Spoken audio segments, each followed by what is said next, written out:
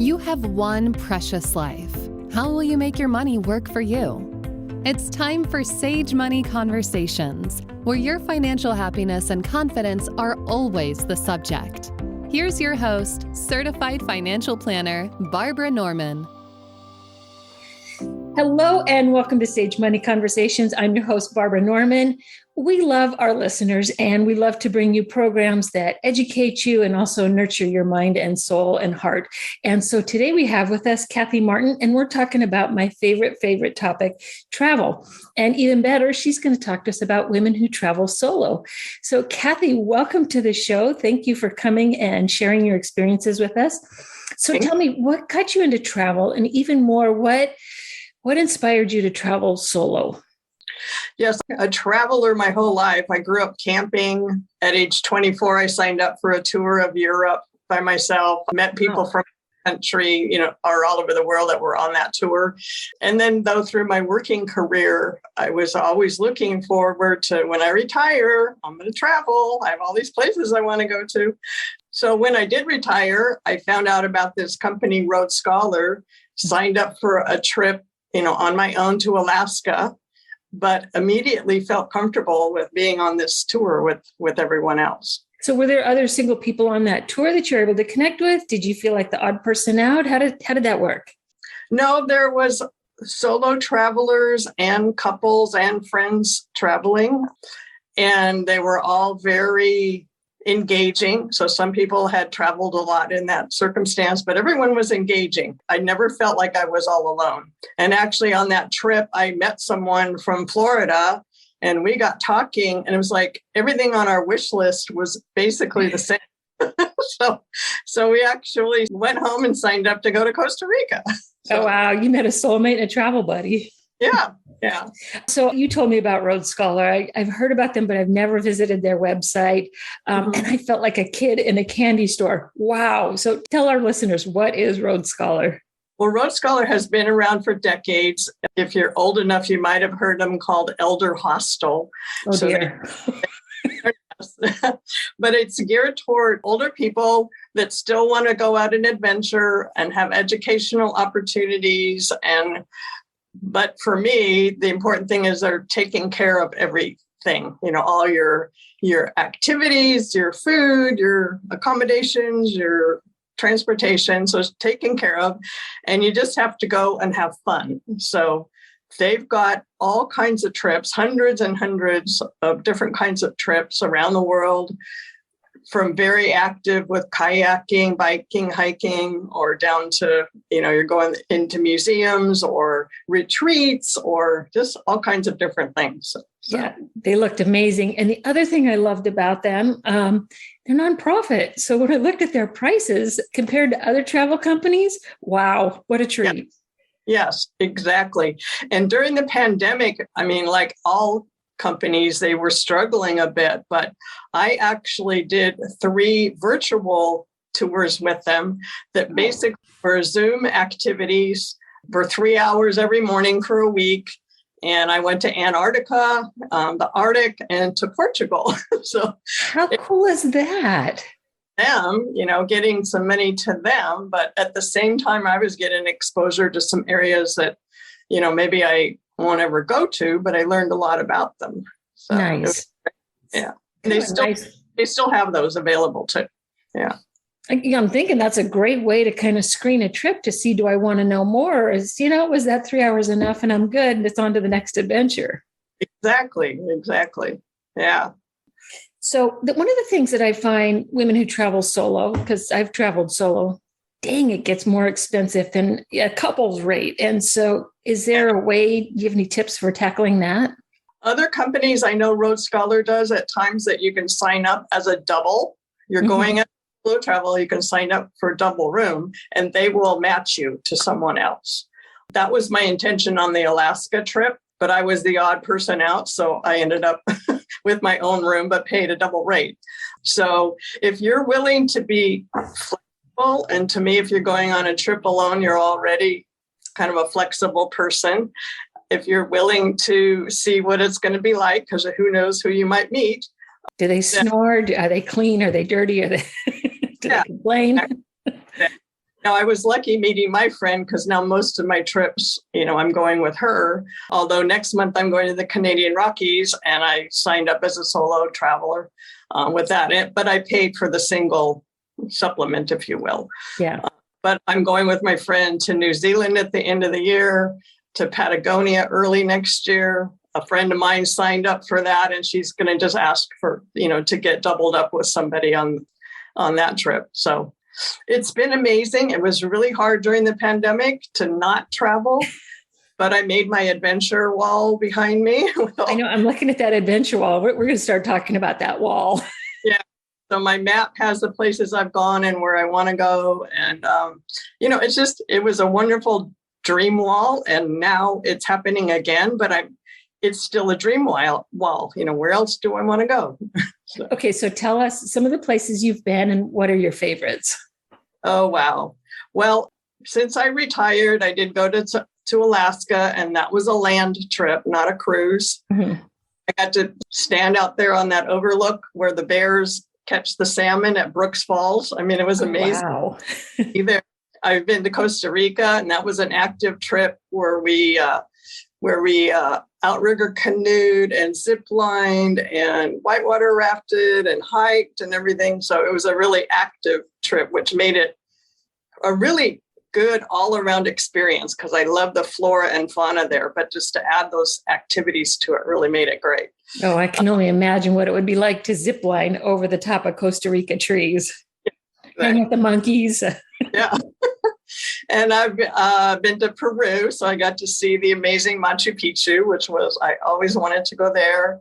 Let me ask you about Machu Picchu, because I've heard it's getting crowded, and if you're going to go sooner than later. Tell us about Machu Picchu.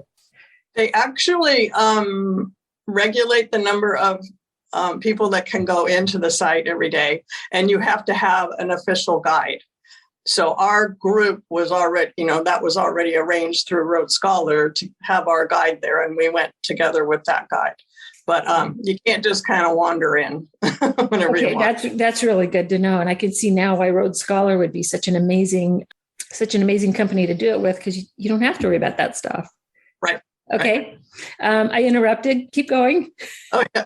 Yes. And then just before the pandemic, I went on a trip that was just south here of San Diego down into Baja. And we went to the two different lagoons where the gray whales come in for mating and for having their babies. So we went out 3 different times. I got to touch a gray whale on the 3rd time out, but learned a whole lot about our neighbor. I mean, it's amazing, the culture and landscape and everything of Baja. It was Yeah. And then more recently, been to Glacier National Park for hiking. My friend and I then just did our own thing in Yellowstone and Grand Tetons after that. Recently, Bryce Canyon and Zion for more hiking. So, and then again, in the future, I'm going Canadian Rockies, New Zealand, Patagonia. I hope to go to Africa and Portugal and Iceland. So, These are a bunch on my list. I hope I get to see you there. Yeah. Let's get a little bit into the more nitty gritty. So when you travel to some of these places, I'm sure that some of them require visas. Talk to us about kind of some of the logistics. I know we got to have a passport, of course. Mm-hmm. So talk to us about the logistics and how you seem to be navigating them. Again, if I'm doing the trip through Road Scholar, they're providing a whole lot of information, including like now it keeps changing about do you need COVID tests before you leave or go into a country or out of a country and all that. But so they provide a lot of that information, but I've done things like look up on our State Department. They have information about other countries and kind of what do they know for what you need to know to get into the other country. Like New Zealand, you have to fill out a certain online form with your passport information and other stuff and pay a fee. So you have to kind of get the timing right on when to do that. So that State Department seemed to have a lot of good information. You can get alerts, that if all of a sudden they say, do not go to that country. Yeah. Do you remember the name of the website? I don't know if it's the State Department. We'll have to Google it and find out. We'll Google it and put a link in the podcast so we can all go to it, because that sounds great. Yeah. And I would think too, like we had a while ago, the Zika virus and, how important are immunizations. Right. Yeah. So I would say it's just if Rhodes Scholar's doing it, I'm getting information from them. Last fall to Georgia and Florida area with some friends, but that was more of planning it ourselves. So I was like, oh my gosh, what am I going to do? What do we do? Figured out our activities, and it's just amazing what's out there on the internet. It is amazing. Yeah. I think too, when I go on a trip with a travel company, I always like to do little add-ons front and back. Do you find yourself kind of lingering a little bit longer, or are you in and out? I have mostly done in and out, and I keep trying to say, Kathy, you could do back-to-backs or add-on. So I just haven't quite done that yet. I don't know if I like that focus of here's the one thing I'm going to do, but I think there's some other companies that specifically offer, add-on things that they kind of synchronize for you. There's a little bit of that with Rhodes Scholar too, but like they have their very own cruise ship in the Mediterranean and Europe area, and those for X number of days for a certain region, but then you could also just book them back to back. They just stay on the ship and keep going. So that sounds good to me. Yeah. And I think the one that's like a private jet that goes, it's an around the world tour on a private jet, which sounds way too fancy for me. I don't think I would feel comfortable doing that. But anyway. It sounds like a long time to be away from home and jetting all over. Yeah. And we hear these statistics that cruise ships are less expensive than assisted livings. Oh, right. I've never been on a cruise.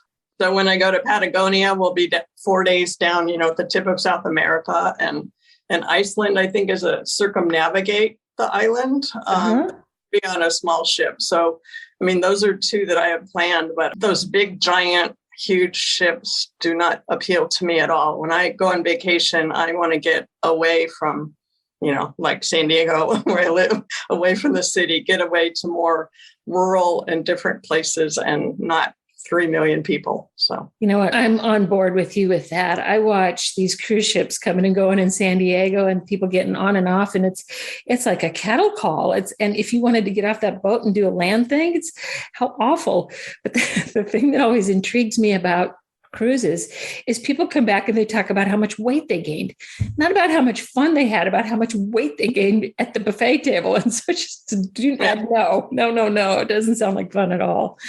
Another thing, speaking of food, what I really like is if I'm going places like, Peru, Costa Rica, something like that, is like the food is a big component to what you're learning about. And I like where we get to go to some restaurants where you're really getting local food, or they'll take us to somebody's house that's, that's set up that they do a meal for you. I love homestays and cooking classes when I'm traveling. Oh, there you go. And the other thing is, but there's other trips like hiking trips. It's like food is not, not this trip at all. And you get your bag lunch every day to take on the trail, and it's like you just have to make sure where you're focusing. What are you really trying to get out of the trip? Yeah, that's a good one. I love your travel wall. I also think, too, my kids are master travelers, especially my two daughters. They just do it so well. And I'm thinking about some of the tips that they've given me, because when I do add-ons, I used to go on to like Expedia or Travelagio or something like that and start looking at different hotels and things. One thing I've learned is never use them. Use it as a guide to figure out where you want to go. But if you're going to book, call the hotel and book directly, because you got the ability to change and cancel where you don't with these other agencies. Right. And so, what are some of the other apps? Do you use any apps on your phone like All Trails, or do you just let them guide? If I'm on a trip, I let them guide. I have used the National Park Service app. So it's got every national park and national monument and all of that. So ahead of time, you can look that up and get a sense, if you were going there, of what you wanted to do. And then if you're going to be in a park that has very poor internet connection, you can load the info of that specific park to your phone. So you have it local and available on your phone while you're in the park. Wow, so that's a good tip. with Road Scholar or on our own. I've just used that app to get a good sense of what's going on and maybe plan a hike I can do or something like that. So fun. And now our good friend Chris, who introduced us, she talked about harvest hosts. Do you go out in RVs?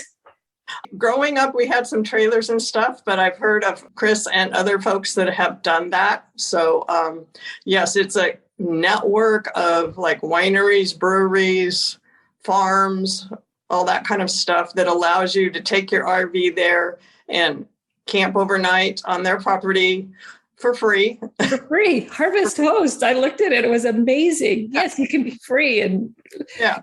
I guess they've picked cherries, they've picked berries, they've chased ostriches, they've done wineries, and it's all free. Yeah. The list is just delightful. Yeah. And it's really great because there's a lot of areas that it's really a challenge to get in to campgrounds or RV parks, as you're traveling around. So I think it's a really good maybe first option wherever you're going. Take a look at that first, see if the harvest host is available or not. Yeah, that looks amazing. And I know they do it for free, but the idea is that you stay and spend money, which, right. It's fair. It sounds like they just offer a delightful experience. There's even some in some of the local wineries out in Ramona and stuff do that. So makes me want to I know you have to be self-contained for it, but it kind of makes me want to get a little travel van because it just, that app opened up a world of fun. That's because I grew up doing camping and stuff like that, and that's always in my blood. And I thought, while I was still married, I thought, down the road, we'll have an RV and travel around the country. So, that didn't work out, but I still would be very apprehensive just going out on my own and doing that. But there's a lot of women that do that. I've met women that have those, they're sprinters, they're self-contained, they've set it up just exactly the way they want it. They're going off and going everywhere all around the country. So kudos to them because those are very, very adventuresome women. So fun. Yeah. Yeah. So fun. Yeah. Well, this has been really, really fun talking about the places you've been and learning more about how we can travel solo and whether we're single or just have a spouse that doesn't want to travel. I think it's great that women are getting out and doing more. Do you have any other tips for us before we kind of sign off here? I would say just have an open mind of where you would like to go see. It may sound extravagant, but you never know. There's ways to get it done affordably. And, if you plan ahead and, it's just figure out the world is your oyster and go taste it. Eat the whole bucket. Oh, this has just been absolutely delightful. Kathy, thank you so much for sharing your experience, your time, your knowledge. I am really, really grateful. Oh, thank you so much. Have a great day. You too.